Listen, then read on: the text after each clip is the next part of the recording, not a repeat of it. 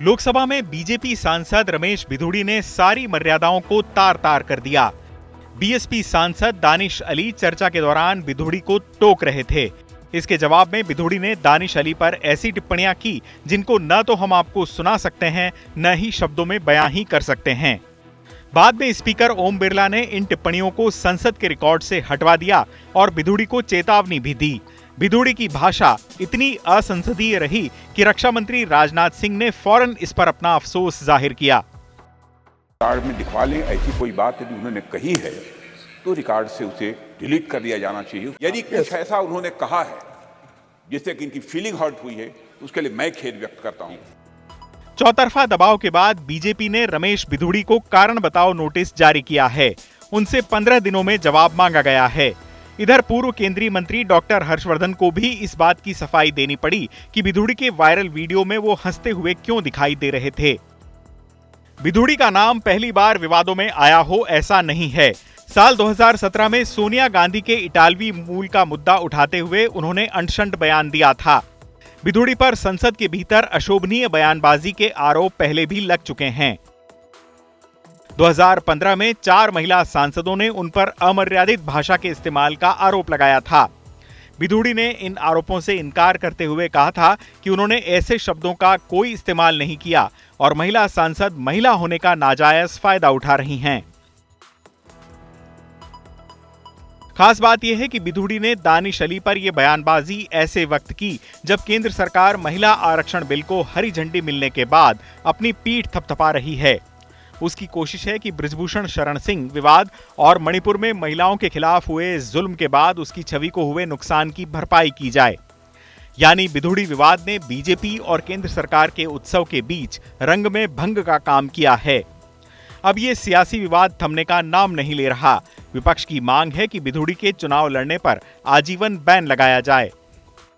ऐसे नेता, ऐसे सांसद को जिसने नए लोकसभा में इस तरह की बात कही हो, उसे आजीवन ताउम्र पाबंदी लग जानी चाहिए चुनाव लड़ने के लिए। दरअसल देश की राजनीति के स्तर में आई गिरावट का परिचय नेता अपने आचरण और भाषा दोनों से दे रहे हैं। ऐसे शब्दों का इस्तेमाल किया जा रहा है जिन्हें गाली गलौज कहा जाए तो गलत नहीं होगा। कांग्रेस इस मामले में बीजेपी को घेर रही थी, लेकिन इसी बीच हरियाणा कांग्रेस अध्यक्ष उदय भान की प्रधानमंत्री मोदी के खिलाफ आपत्तिजनक टिप्पणी सामने आई। इस बारे में पूछे जाने पर उदय भान उन्हीं शब्दों को दोहराते हुए कहते हैं कि बताइए मैंने क्या गलत कहा, इसमें आपत्तिजनक क्या है। मैंने ये कहा था कि भाई अपनी पत्नी को जो इतने सालों से छोड़े हुए, पत्नी को होते हुए पत्नी को छोड़ रखा है की तरह रह रहे हैं और मुख्यमंत्री ने तो शादी की नहीं, भाई ऊपर कर रहा नीचे कर रहा है। तो इसमें ये बताएं कि इसमें क्या तो गाली है, क्या इसमें गलत बयानी है। जो सच्चाई थी वो मैंने कोई रख दी थी, तो उसमें ये तिल का ताड़ बना दिया उसका। भिदुड़ी के बयान के बाद बीजेपी को घेर रही कांग्रेस को उसके ही नेता के बयान ने मुश्किल में डाल दिया है। बीजेपी अब सवाल पूछ रही है कि संसद में राजनाथ सिंह ने फौरन भिदुड़ी के बयान पर विपक्ष से माफी मांगी। अब कांग्रेस अपने हरियाणा अध्यक्ष के खिलाफ क्या कार्रवाई कर रही है। और वह भी उस वीडियो में वो हंसते हुए दिखाई पड़ रहे हैं। इसका अर्थ यह हुआ कि ये कोई आक्रोश में दिया गया बयान नहीं है, कोई झोंक में निकला हुआ बयान नहीं है। यह कांग्रेस की सुविचारित नीति के कारण उगला गया जहर है। और मैं साफ कहना चाहता हूं कि हमारे एक सांसद के मुंह से कोई अवांछित बात निकली थी तो उसी समय सदन में जो हमारे सबसे सीनियर मोस्ट नेता उपस्थित थे राजनाथ जी, उन्होंने तुरंत उठकर खेद ही व्यक्त नहीं किया था, विपक्ष से माफी भी मांगी थी। जाहिर है एक दूसरे पर कीचड़ उछालने की होड़ में कोई किसी से पीछे नहीं रहना चाहता और नेताओं की बदजुबानी आसमान छूने लगी है। गिरती हुई भाषा से लोकतंत्र की मर्यादा को आघात लगता है। इससे पहले भी प्रधानमंत्री के लिए चौकीदार चोर, नपुंसक, आरएसएस का गुंडा, हत्यारा, यमराज और नमूना जैसे शब्दों का इस्तेमाल हो चुका है।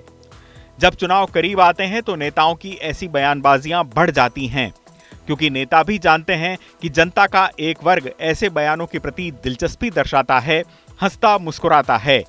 इसलिए मतदाताओं के दिमाग में जगह पाने के लिए हमारे नेता इसको महत्व देते हैं। जरूरत इस बात की है कि स्तरहीन भाषा का हर जगह बहिष्कार हो। न्यायपालिका की ओर से राजनीति में ऐसी भाषा बोलने वालों के खिलाफ सख्त प्रावधान बनाए जाएं। तभी जाकर नेताओं की बदजुबानी पर ताला लग पाएगा। चुनाव आज तक।